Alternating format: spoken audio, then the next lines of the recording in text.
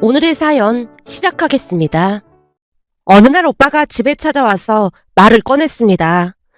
하필 제가 2주간 출장을 가야 하거든요. 뭐? 2주씩이나 출장을 간다고? 어디로 가는데? 그게 이번에는 싱가포르에 가봐야 할 것 같아요. 오빠가 난감하다는 표정으로 둘러봤는데요. 엄마가 오빠를 한바탕 심하게 나무랐습니다. 넌 참 융통성도 없다. 그렇잖아도 속 시끄러 죽겠는데 다른 데도 아니고 이럴 때 무슨 출장을 간다고 난리야. 지금 상황이 상황인데 회사에다 얘기를 좀 해볼 수도 있는 거잖아.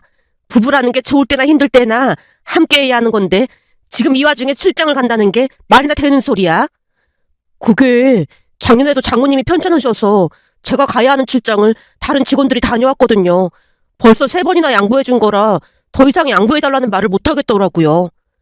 하긴 그건 또 그렇긴 하네. 그래도 하루 이틀도 아니고 2주씩이나 자리를 비우면 유정이가 많이 힘들어할 텐데 걱정이다. 유정이는 아직도 많이 힘들어하지? 네, 아직도 많이 힘들어하고 있어요. 그렇겠지. 다른 사람도 아니고 엄마가 그리 됐는데 얼마나 힘들겠어. 아마도 한동안은 계속 힘들어할 거야. 그러니 네가 옆에서 잘 챙겨주도록 해. 그나저나 출장은 언제 가는 건데? 3주 후에 가는데 사실 저 없는 동안에 유정이 좀 부탁드리려고 왔어요. 오빠 얼굴에 근심 걱정이 가득해 보였는데요. 사실 안 사둔 어르신이 암으로 투병하시다 돌아가셨거든요. 그 뒤 새언니는 충격으로 병원에 휴직기까지 낸 채 두문 불출했어요. 그런데 그 와중에 오빠가 출장을 간다고 하니 엄마가 걱정 섞인 눈으로 오빠를 바라봤습니다. 물론 우리가 자주 가서 들여다보게 하겠지만 아무리 그래도 지금은 혼자 두는 건 아닌 것 같은데 걱정이다.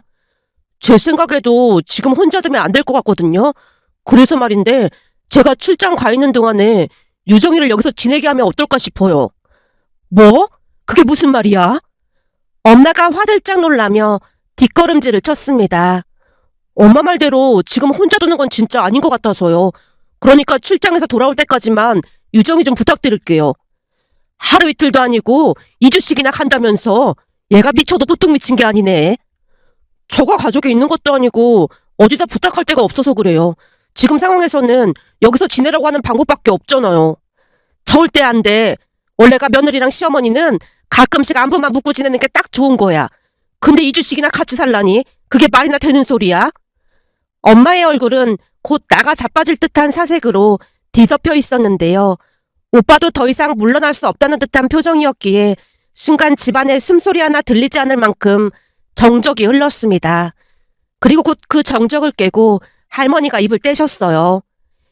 애미야, 너 혹시 그거 다 들으라고 하는 소리니? 네? 그게 무슨 말씀이세요? 네가 지금 시어머니랑 며느리는 안부 정도만 묻고 지내야 한다며. 어머님이야말로 언제는 제가 고모보다 더 딸 같다고 하시고는 서운하게 말씀하시네요. 어머님이랑 제가 고부 사이라고 하긴 좀 그렇죠. 그건 그렇긴 하네. 할머니가 멋쩍은 표정으로 뒷머리를 긁적이며 웃어 보이시다가는 마치 다른 방법이 떠올랐다는 듯이 입을 떼셨어요. 애미야, 네가 정도 많고 그런 사람이잖니. 근데 가족이라고는 우리밖에 없는 유정이를 나 몰라라는 건 좀 아닌 것 같아. 지금 혼자서 얼마나 힘들겠어. 그러니 나는 유정이를 데리고 있어야 한다고 생각한다. 물론 저도 안쓰럽긴 하죠. 근데 하루 이틀도 아니고 2주씩이나 같이 있다 보면 이래저래 문제가 생길 수도 있다니까요. 특히나 유정이처럼 똑똑한 애는 맞추기도 어렵단 말이에요. 그러게 적당히 똑똑해야지. 어머님이랑 저는 허구한 날 고스톱 이야기에 드라마 이야기만 하는데 우리랑 대화나 통하겠어요? 우리도 우리인데 유정이도 엄청 답답해할걸요? 애가 말이 없어서 그렇지 참 착해 보이던데. 그 말 없다는 것 자체가 우리가 불편하다는 거 아니겠어요?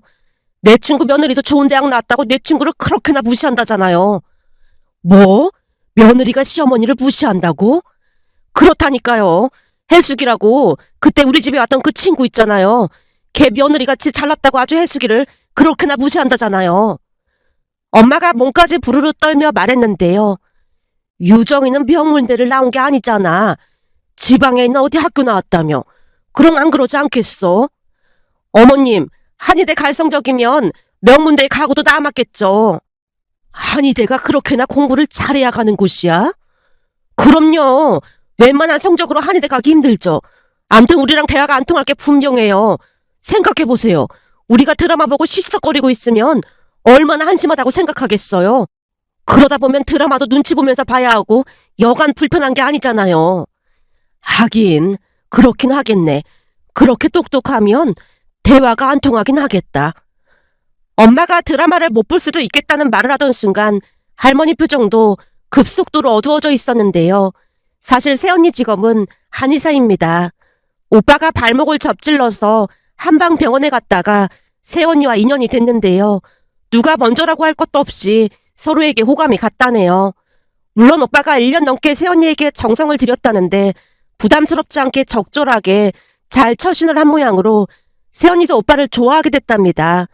결국 둘은 만난 지 3년 만에 결혼을 했고요.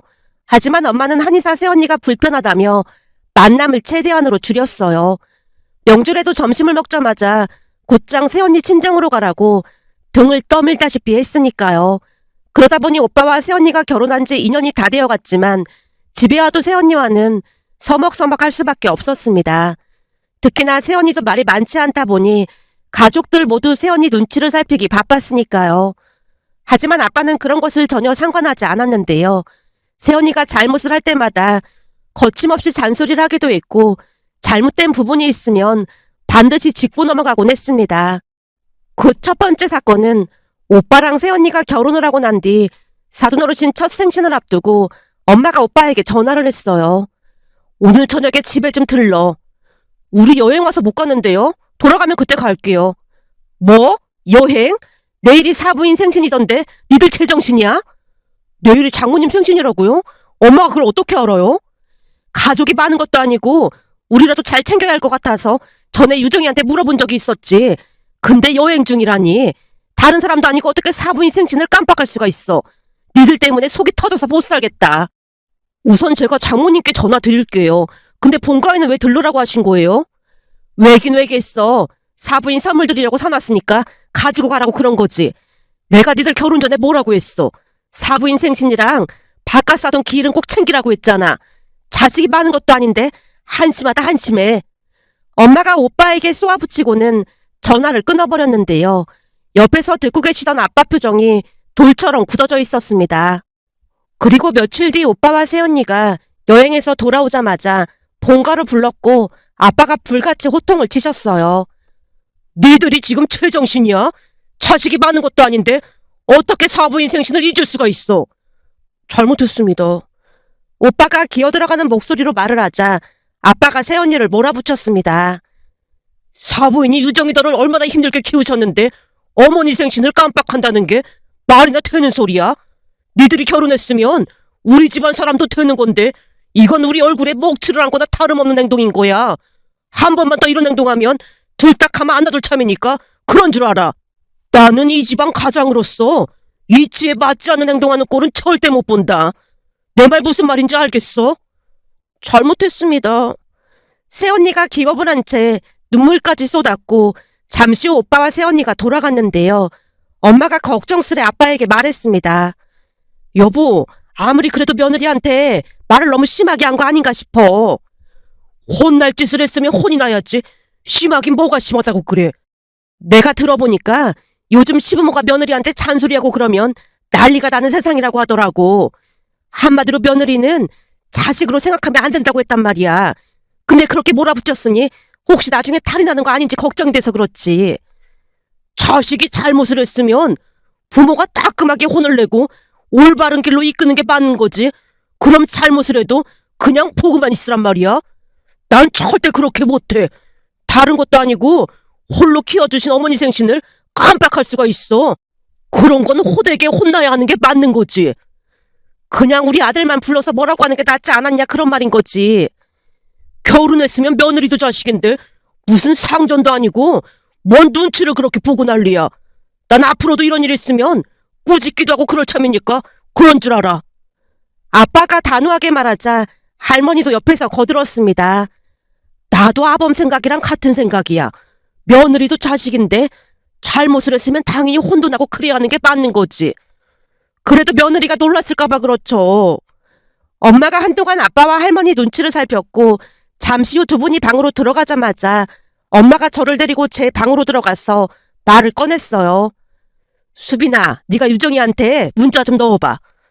세연이한테 문자를? 아까 네 아빠가 무섭게 화를 냈잖아. 그러니 얼마나 놀랐겠어. 괜찮은지 한번 문자 좀 넣어봐. 엄마가 하면 되지. 왜 나한테 시키고 그래. 얘가 이렇게 생각이 없어. 지금도 네 아빠가 한바탕 난리를 쳤는데 시어머니 내가 연락을 하면 얼마나 불편하겠어. 근데 내 생각에도 오빠랑 세연이가 잘못한 게 맞는 것 같구만. 뭘 그렇게 걱정을 하고 그래. 글쎄 문자 한번 넣어보래도 그런다. 엄마 말에 세연이에게 문자를 넣었더니 바로 전화가 왔기에 엄마가 화들짝 놀란 채 저를 재촉했어요. 얼른 받아봐. 네 언니, 잘 들어가셨어요? 네 아가씨, 우리 때문에 집안 시끄럽게 해서 너무 죄송하네요. 아버님 아직도 화 많이 나 계시죠? 아니에요. 우리 아빠가 원래 화가 나면 순간 버럭하시지만 금방 다 잊어버리는 성격이시라 아마도 금방 잊으실 거예요. 근데 언니는 괜찮은 거예요? 제가 왜요? 아니, 아빠가 너무 화를 많이 내신 것 같다고 엄마가 걱정을 하시더라고요. 우리가 잘못한 게 맞잖아요. 저는 오히려 아버님이 막 크게 화내주셔서 더 든든하고 그랬는걸요? 아빠가 화를 내서 오히려 든든했다고요? 제가 놀란 목소리로 묻자 세연이가 쑥스러운 듯 대답했습니다. 저는 아빠가 안 계셔서 그런지 아버님께서 그래주시니까 오히려 많이 든든했는걸요. 그냥 온전한 진짜 가족이 생긴 기분이었어요. 그러니까 걱정하지 마세요. 그리고 아가씨도 이렇게 연락 주셔서 정말 감사해요. 새언니가 알 수 없는 말만을 한 채 전화를 끊었기에 제가 고개를 갸우뚱거리며 말했습니다. 엄마, 나도 무슨 말인지는 잘 모르겠지만 대략적으로 설명을 해보자면 큰 불만이 없대. 아니지, 오히려 아빠한테 많이 고마웠다 그런 말인 것 같은데? 네 아빠가 호통을 쳤는데 고마웠다니? 그게 무슨 말이야? 나도 잘은 모르겠고 확실한 건 화가 난 건 아닌 것 같아. 그러니까 신경 쓸 필요 없다는 말이야. 제 말에 엄마가 고개를 갸우뚱거리고 있었는데요. 새언니의 뜻밖의 말에 많이 놀란 표정이었습니다.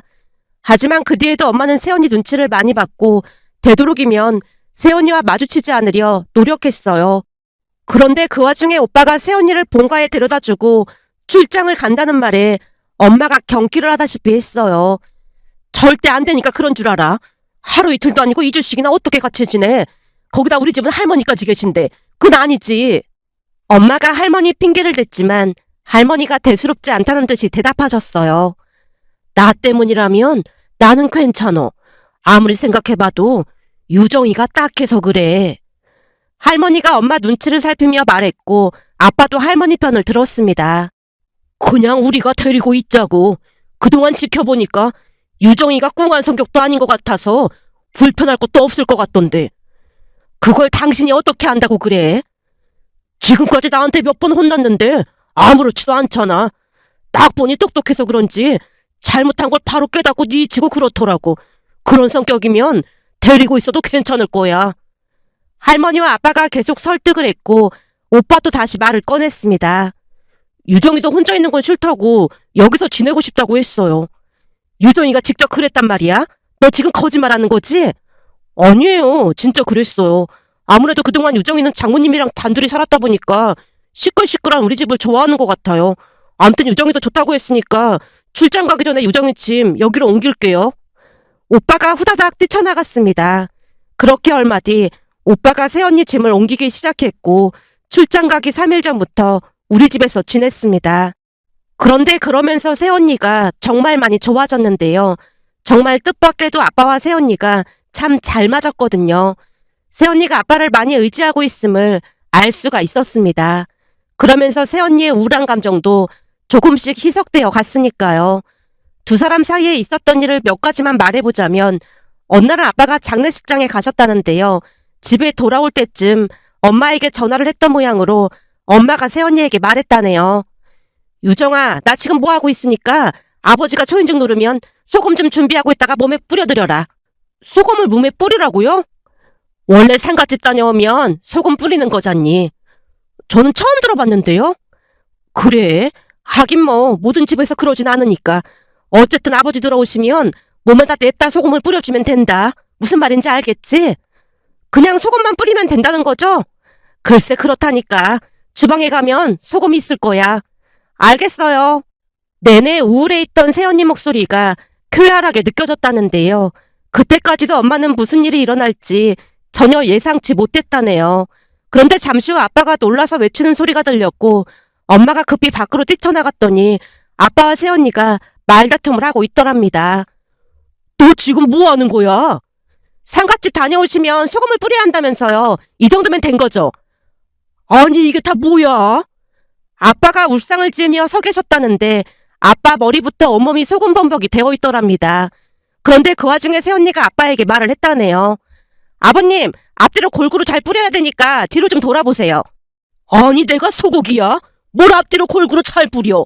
그리고 그 소금은 뭐야? 소고기 구울 때 쓰는 소금 아니야?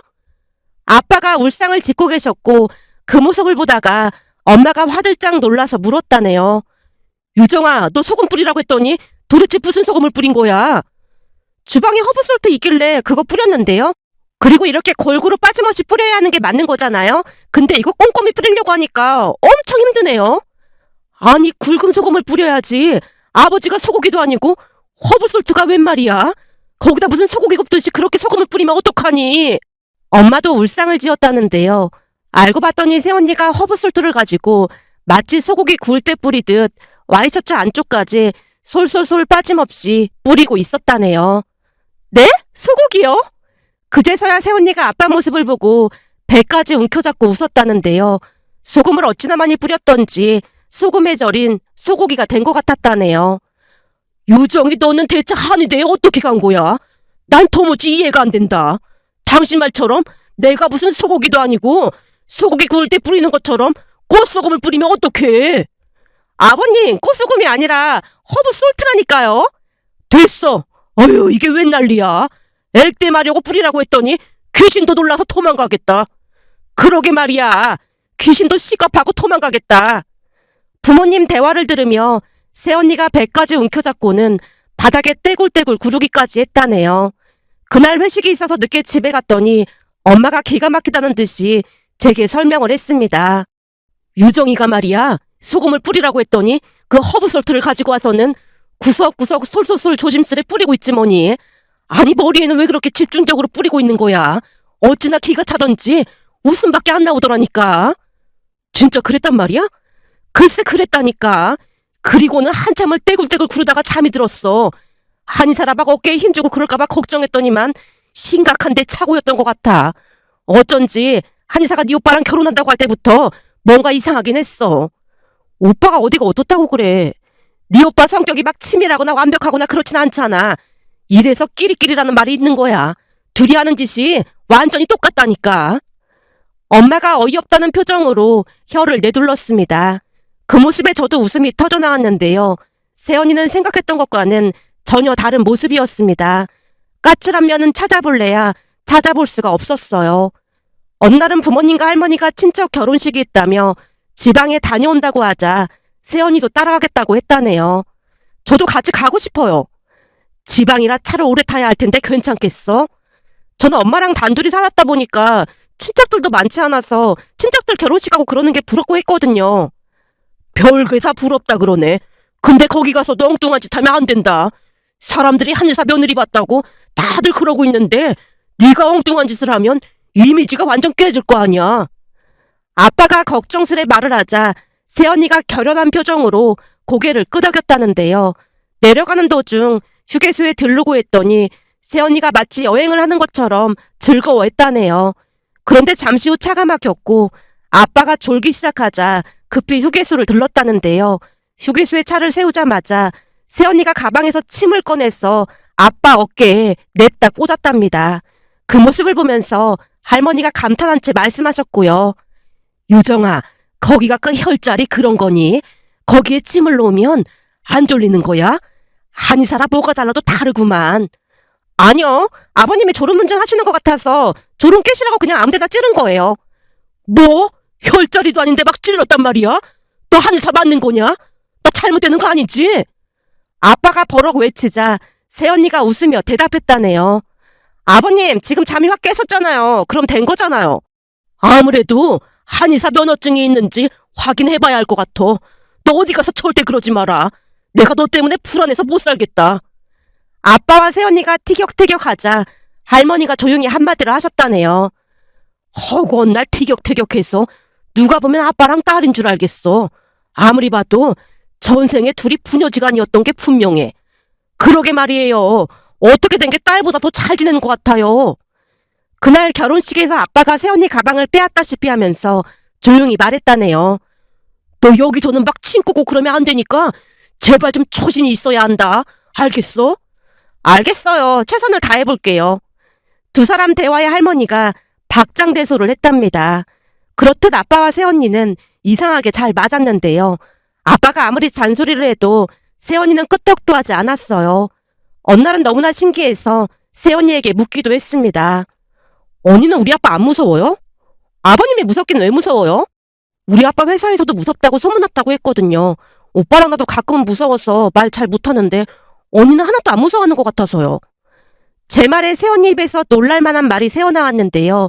새언니가 대수롭지 않다는 표정으로 말을 꺼냈거든요. 그게 아버님이 화를 내시긴 해도 우리가 미워서 내시는 게 아니잖아요. 아버님이 참 따뜻한 분이시거든요. 그게 그냥 느껴져요. 그게 느껴져요? 네, 가족을 엄청 사랑하시는 게 딱 느껴지는걸요? 새언니는 저보다 아빠를 더 많이 알고 있는 듯 해보였습니다. 그 뒤에도 새언니와 아빠는 티격태격했는데요. 엄마의 예상과는 다르게 새언니는 드라마도 참 잘 봤습니다.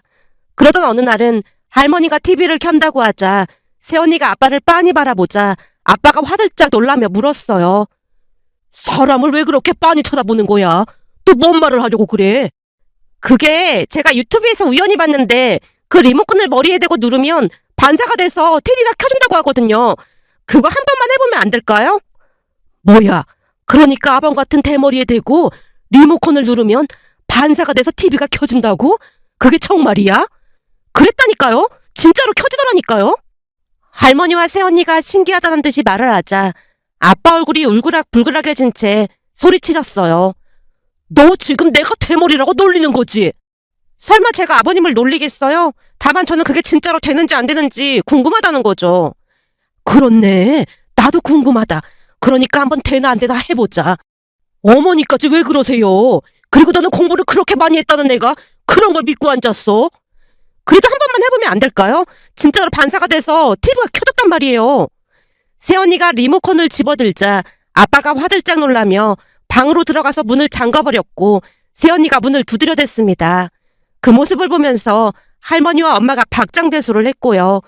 그러면서 그새 새언니가 진짜 많이 변했다는 걸 알게 됐는데요. 짧다면 짧고 길다면 긴 시간 동안 다른 사람이 된 것 같았거든요. 물론 여전히 사돈어르신을 그리워하고 있다는 게 느껴지긴 했지만 가족들 사이에 있다 보니 자연스레 잊고 지내는 듯해 보였습니다. 그도 그럴 수밖에 없었던 것이 낮에는 할머니와도 참 잘 지냈는데요. 할머니가 새언니한테 고스톱도 가르쳐주면서 할머니도 더욱 즐거워하셨거든요.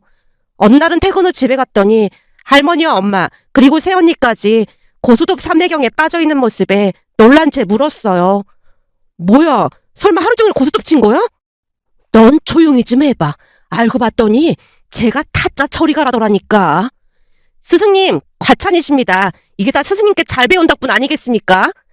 스승님? 지금 나보고 말한 거야? 그럼요. 스승님 덕분에 제가 이제 하산해도 될 것 같습니다. 새언니 말에 할머니께서 박장대소 하셨습니다. 그 뒤에도 새언니는 가족들과 참 잘 지냈어요. 그리고 오빠가 출장에서 돌아오고 몇 달 뒤 새언니의 임신 소식이 들려왔고 얼마 있으면 병원에 다시 출근을 해야 한다며 합가를 강행했습니다. 이번에는 아빠가 결사반대를 했지만 들은 척도 하지 않고 합가를 했는데요. 이삿짐이 들어오자 아빠가 망연자실한 표정으로 입을 떼셨어요. 암튼 말도 엄청 안 듣는다니까. 라는 말에 다 같이 숨죽여서 웃음을 참아야만 했습니다. 그렇게 오빠와 새언니는 합가를 했고 그 뒤에도 아빠와 티격태격 하는 듯 해보였지만 두 사람은 참 잘 지냈습니다. 물론 출산을 하고 난 뒤에는 조카로 인해 집안의 웃음이 끊이질 않았고 그렇게 새언니는 다시 병원에 출근을 했습니다. 문득 며칠 전 퇴근해서 집에 갔더니 새언니가 아빠와 엄마에게 침을 놓아드리고 있었는데요. 아빠가 새언니에게 말했어요. 너 혈자리 잘 찾고 있는 거 맞는 거지? 한의사인데 설마 혈자리를 못 찾을까 봐서요? 고속도로 휴게소에서 혈자리고 뭐고 냅다 찌르는 거 보고 내가 얼마나 시겁했는데 널 믿을 수 있겠어? 자꾸 의심하시면 아프게 할 수도 있으니까 말 조심하셔야 할걸요? 잘못 찌르면 아버님 입 돌아갈 수도 있어요. 알았다, 알았어. 근데 의사가 환자를 협박하면 되겠니? 아무리 생각해봐도 좀 의심이 된다니까. 두 사람이 또다시 티격태격했는데요. 할머니가 또다시 박장대소를 하시는 모습을 보며 우리 가족 앞으로도 행복하길 간절히 바라는 마음에 이렇게 글 보내봅니다.